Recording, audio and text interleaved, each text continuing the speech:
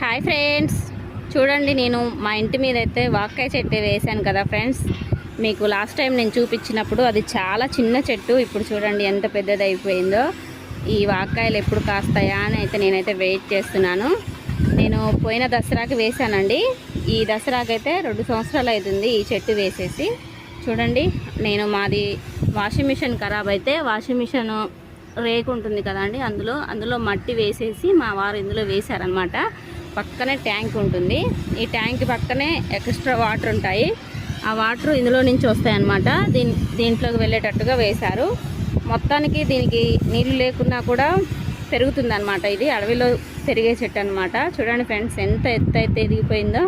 నాకైతే చాలా హ్యాపీగా అనిపిస్తుంది. చూడండి ఎంత గ్రీనరీగా ఎంత బాగుందో కదా.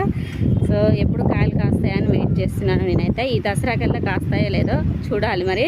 సో నచ్చిందా ఫ్రెండ్స్? నచ్చితే